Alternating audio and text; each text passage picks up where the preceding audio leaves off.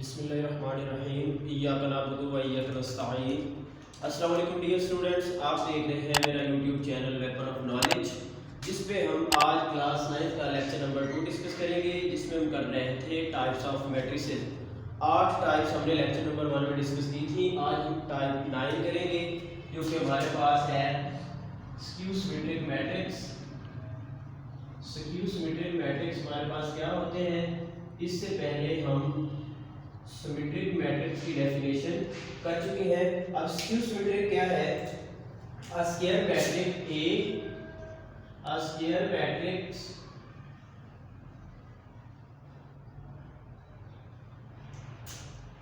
A is called skew symmetric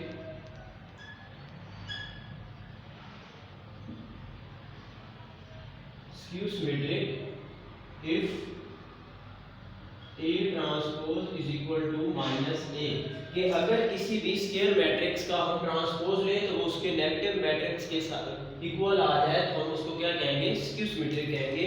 अब इसकी हम एक एग्जांपल लेते हैं। एग्जांपल ए, हमारे पास कोई एक मैट्रिक्स है जिसमें हम एलिमेंट ले लेते हैं 0, -2, 2 एंड 0, ठीक है? या यहाँ पे कुछ भी आप एलिमेंट्स ले सकते हैं। में इनके साइन अपोजिट होने चाहिए, मैग्नीट्यूड इक्वल होनी चाहिए। तो देखते हैं ये हमारे पास ए का ट्रांसपोज ले, ए ट्रांसपोज 0, -2, 2 एंड 0, इसका ट्रांसपोज। अब ट्रांसपोज में हमने पढ़ा था कि ट्रांसपोज कैसे लेते हैं। जो रोज होती हैं उनको हम कॉलम में तब्दील कर देते हैं। पहली रो जो है पहला कॉलम बन जाएगी, दूसरी रो दूसरा कॉलम बन जाएगी। और अगर हम इसमें से माइनस कॉमन ले लें तो हमारे पास क्या बनेगा? 0 का तो साइन चेंज नहीं होगा, ये माइनस का हो जाएगा, ये प्लस का हो जाएगा और ये 0 ही रहेगा।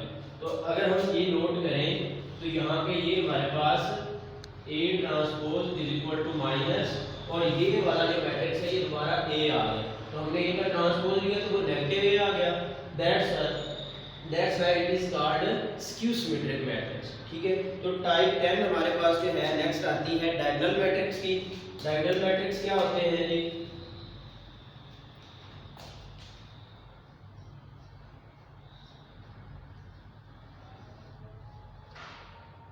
डायगोनल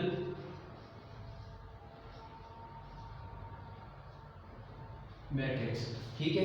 डायगोनल मैट्रिक्स हमारे पास स्क्वायर मैट्रिक्स को कहते हैं, जिसमें जो डायगोनल एलिमेंट होते हैं। अब डायगोनल एलिमेंट क्या होते हैं? अगर इस स्क्वायर मैट्रिक्स में हम इस रूप में एलिमेंट देखें तो ये सारे क्या हैं?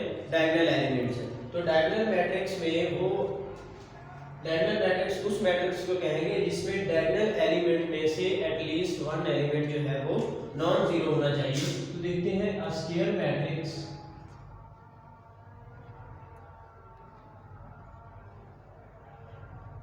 A square matrix is called diagonal matrix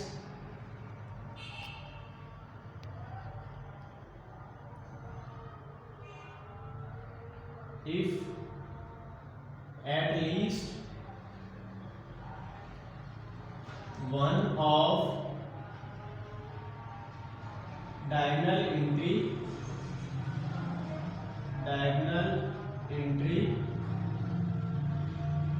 is non-zero। अगर हमारे पास उसके डायगोनल एलिमेंट में से कम कोई एक रोकर नॉन जीरो हो तो उसको हम डायगोनल मैट्रिक्स कहेंगे। सपोज दैट बी हमारे पास कोई एक मैट्रिक्स है, इसको हम लिख लेते हैं 2, 0, 0, 0, या एक और मैट्रिक्स हम लिख लेते हैं 3, 0, 0, 0, 0, 2, 0, 3, 0, 0। अब देखिए इसमें डायगोनल एलिमेंट में से एटलीस्ट वन एलिमेंट जीरो है, इसमें दो जीरो है। हमारी रिक्वायरमेंट क्या है कि कम से कम एक नॉन जीरो होना चाहिए। तीनों भी नॉन जीरो हो सकते हैं, लेकिन जो नॉन डायगोनल एलिमेंट है, इनके अलावा ये एलिमेंट है, इनका जीरो होना जरूरी है, तो उसको हम डायगोनल एलिमेंट कहेंगे, ठीक है? और इनको डायगोनल एलिमेंट कहेंगे और इस मैट्रिक्स को डायगोनल मैट्रिक्स कहेंगे। इसके बाद हमारे पास 11 नंबर पे आ जाती है स्केलर मैट्रिक्स की डेफिनेशन।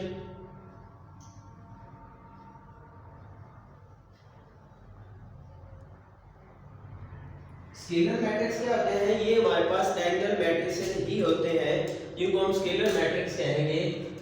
इनकी क्या कंडीशन है? इसमें था एक नॉन जीरो होना चाहिए, ठीक है। तो स्केलर में क्या है कि डायगोनल एलिमेंट नॉन जीरो भी होने चाहिए और सेम भी होने चाहिए, नॉन जीरो भी होने चाहिए और सेम भी होने चाहिए। तो इसको हम क्या कैसे डिफाइन करेंगे? अ diagonal matrix, a diagonal matrix is called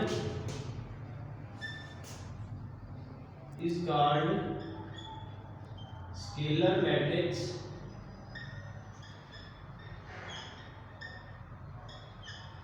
if its all diagonal elements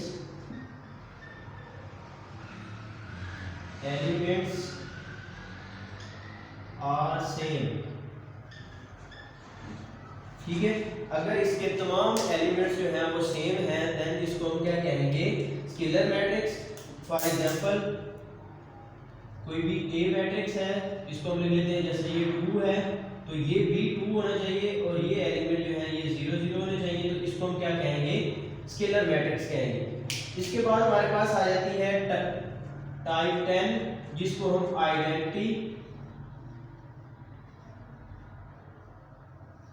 identity matrix कहते हैं। आइडेंटिटी मैट्रिक्स से होता है वो एक स्केलर मैट्रिक होता है, ठीक है।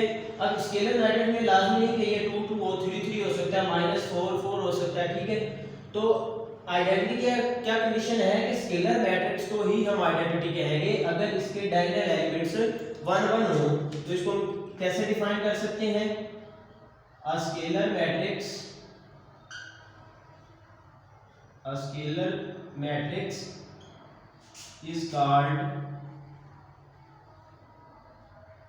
is called identity matrix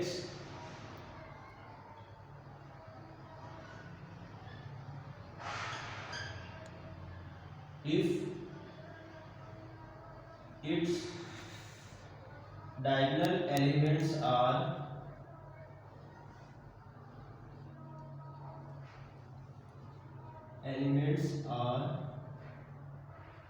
one.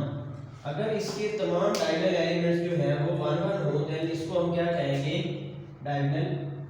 Identity matrix कहेंगे। फॉर एग्जांपल इसको आई से रिप्रेजेंट करते हैं तो मैं आई ही लिख लेता हूँ। ये 1 0 0 1 ये ऑर्डर 2/2 का है और एक हम ऑर्डर 3/3 का लिख सकते हैं जिसको 1 0 0 ये 0 1 0 ये 1 हो जाएगा और ये 0 0, तो ये ऑर्डर हमारे पास 3/3 का। तो ये हमारे पास 3 टाइप्स ऑफ मैट्रिसेस। अब इनको हम अप्लाई करते हुए एक्सरसाइज 1.2 सॉल्व करेंगे। तो आए हम आप एक्सरसाइज देखते हैं। तो हमारे पास एक्सरसाइज 1.2 का क्वेश्चन नंबर 1 है जिसमें हमने कुछ मैट्रिसेस दिए गए हैं, इनकी टाइप बतानी है कि ये कौन सी टाइप है। तो इन पे हम डेफिनेशन अप्लाई करेंगे। तो देखते हैं पहला क्वेश्चन हमारे पास a = 0 0 0, तो इसमें तमाम एलिमेंट्स 0 हैं। तो हमने डेफिनेशन एक पढ़ी थी कि जिसमें तमाम एलिमेंट्स 0 हों तो उस मैट्रिक्स को हम क्या कहेंगे? नल मैट्रिक्स कहेंगे। तो a हमारे पास क्या है? a हमारे पास कहलाएगा नल मैट्रिक्स, नल और 0 मैट्रिक्स, ठीक है। क्योंकि इसमें तमाम एलिमेंट 0 हैं तो इसलिए इसको नल और 0 मैट्रिक्स कहेंगे। बी टाइप में देखें तो इसमें 2 3 4 0 0 भी नहीं है, ठीक है। और दो डेफिनेशन हमने पढ़ी थी रो मैट्रिक्स और कॉलम मैट्रिक्स की। तो रो मैट्रिक्स की क्या डेफिनेशन थी कि जिसमें एक ही रो पाई जाए, एक ही कतार हो तो उसको हम क्या कहेंगे? रो मैट्रिक्स कहेंगे। तो इसमें हमें नजर आ रहा है कि एक ही रो में एलिमेंट अरेंज है तो इसलिए इसको हम क्या कहेंगे? रो मैट्रिक्स कहेंगे। ये क्या कहलाएगा हमारे पास? ये हमारे पास रो मैट्रिक्स कहलाएगा। अब सी में हम देखें तो हमें एक ही कॉलम नजर आ रहा है तो इसको हम क्या कहेंगे? कॉलम मैट्रिक्स कहेंगे। ये हमारे पास क्या कहलाएगा? कॉलम मैट्रिक्स कहलाएगा। Because it's definition is a matrix which contains only one column that is called column matrix। अब आ जाए टाइप डी पे। डी पे हमारे पास 1 0 0 1। अब ये हमारे पास स्क्वायर मैट्रिक्स भी है क्योंकि 2 रोज और 2 कॉलम हैं और आइडेंटिटी मैट्रिक्स भी है, ठीक है। तो क्योंकि क्वेश्चन में उसने आइडेंटिटी लिखा हुआ है तो हम इसको क्या कहेंगे, आइडेंटिटी मैट्रिक्स। आइडेंटिटी मैट्रिक्स की डेफिनेशन हमने की है कि एक ऐसा स्केलर मैट्रिक्स जिसमें उसके डायगोनल एलिमेंट्स जो हैं वो सारे 1 1 हो, उसको हम क्या कहेंगे, आइडेंटिटी मैट्रिक्स कहेंगे। ई में देखें एक ही एलिमेंट है और वो भी 0 है, तो जिसके एलिमेंट्स 0 हों तो उसको हम क्या कहते हैं, नल मैट्रिक्स, नल और 0 मैट्रिक्स। तो ई हमारे पास क्या है, नल मैट्रिक्स है। एफ में आ जाए तो एफ में हमारे पास एक ही कॉलम नजर आ रहा है तो इसको हम क्या कहेंगे, कॉलम मैट्रिक्स। तो ये हमारे पास क्या कहलाएगा, कॉलम मैट्रिक्स कहलाएगा। अब क्वेश्चन नंबर 2 है आइडेंटिफाई मैट्रिक्स। अब इसमें हमने ऑर्डर की डेफिनेशन लगानी है, मीन के स्क्वायर मैट्रिक कौन सा होता है, रेक्टेंगुलर मैट्रिक कौन सा होता है, डायगोनल मैट्रिक कौन सा होता है, ये इस तरह की डेफिनेशन इस पे अप्लाई करेगी। उनमें से भी कुछ अप्लाई होगी डेफिनेशन। अब पहला पार्ट है हमारे पास -8 2 7 0, तो इसमें देखिए कोई भी एलिमेंट 0 नजर नहीं आ रहा, आइडेंटिटी मैट्रिक्स वाली नजर नहीं आ रही, रो कॉलम नहीं नजर आ रहा, इनके 3 कॉलम्स हैं 2 रोज हैं, ठीक है। तो इसमें एक हमने डेफिनेशन पढ़ी थी रेक्टेंगुलर मैट्रिक्स की, तो वो क्या थी, एक ऐसा मैट्रिक्स जिसमें रोज और कॉलम्स बराबर नहीं होती तो उसको हम क्या कहते हैं, रेक्टेंगुलर मैट्रिक्स। अब इसमें देखिए 2 रोज हैं और 3 कॉलम्स हैं, ठीक है, तो इसको हम क्या कहेंगे, रेक्टेंगुलर मैट्रिक्स। ये मैट्रिक्स हमारे पास क्या कहलाएगा, रेक्टेंगुलर मैट्रिक्स। अब इसमें देखिए इसमें एक ही कॉलम है, ठीक है, 3 रोज हैं और एक ही कॉलम है, तो इसको हम क्या कहेंगे, कॉलम मैट्रिक्स।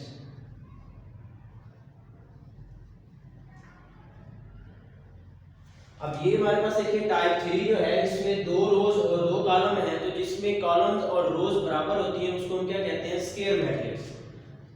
स्क्वायर मैट्रिक की डेफिनेशन हमने पढ़ी थी, क्या, matrix which contains equal number of rows and columns then it is called square matrix. तो इसमें 2 रोज और 2 ही कॉलम हैं, तो इसलिए इसको हम क्या कहेंगे, स्क्वायर मैट्रिक कहेंगे।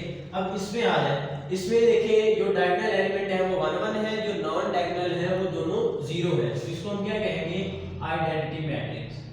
ये हमारे पास क्या कहलाएगा, आइडेंटिटी मैट्रिक्स, ठीक है। अब टाइप 5 जो है इसमें देखिए हमारे पास 2 कॉलम है और 3 रोज हैं, तो रोज और कॉलम्स बराबर नहीं है, तो इसको हम क्या कहेंगे, रेक्टेंगुलर मैट्रिक्स, रेक्टेंगुलर मैट्रिक्स। अब इस टाइप 6 में देखिए क्योंकि हमें एक ही रो नजर आ रही है तो इसको हम क्या कहेंगे, रो मैट्रिक्स। ये हमारे पास क्या कहलाएगा, रो मैट्रिक्स। टाइप 7 में एक ही कॉलम नजर आ रहा है, इसको हम कहेंगे कॉलम मैट्रिक्स। ये हमारे पास क्या बनेगा, कॉलम मैट्रिक्स। इसमें देखिए 2 रोज हैं और 3 कॉलम है, तो चूंकि रोज और कॉलम की तादाद बराबर नहीं है तो इसलिए हम इसको क्या कहेंगे, रेक्टेंगुलर मैट्रिक्स।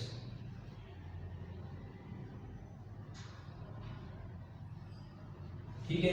अब टाइप 9 में देखिए तमाम एलिमेंट 0 हैं, तो जिसमें तमाम एलिमेंट 0 होते हैं तो वो हमारे पास क्या होता है, नल और 0 मैट्रिक्स, नल और 0 मैट्रिक्स। तो ये थे हमारे पास क्वेश्चन नंबर 1 और क्वेश्चन नंबर 2, जिसमें हमने जो डेफिनेशन की है वही अप्लाई करनी थी और इन मैट्रिक्स की टाइप बतानी थी। अब क्वेश्चन नंबर 3 और क्वेश्चन नंबर 4 जो नेक्स्ट क्वेश्चन है वो करते हैं।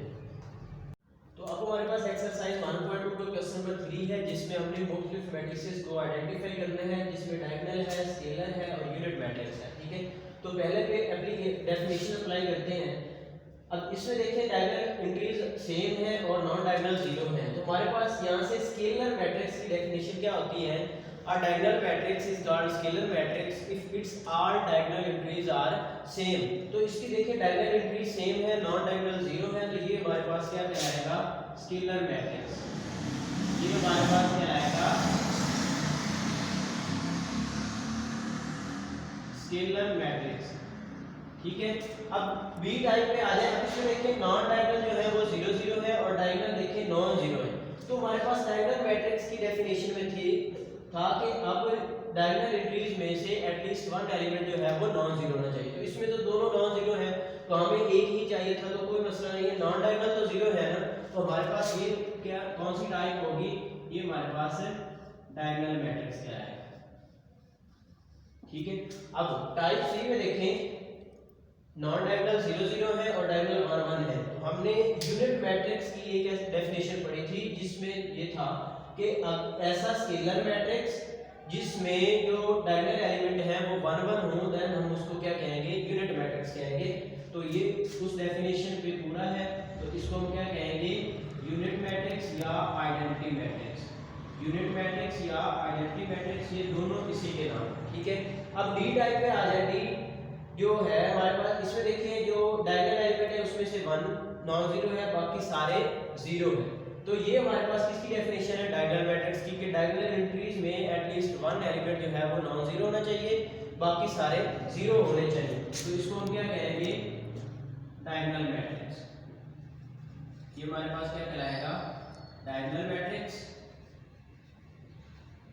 अब इसका ई पार्ट जो है, इसको थोड़ा सा अगर हम एक स्टेप में सिंपलीफाई करें तो 5 - 3 क्या होता है, हमारे पास 2 बनता है, और ये 0 है, ये भी 0 है, और 1 + 1 क्या होता है, ये भी 2 बनता है। अब देखिए इसमें जो डायगोनल एंट्रीज है वो इक्वल है, सेम है, और नॉन डायगोनल जो है वो 0 0 है।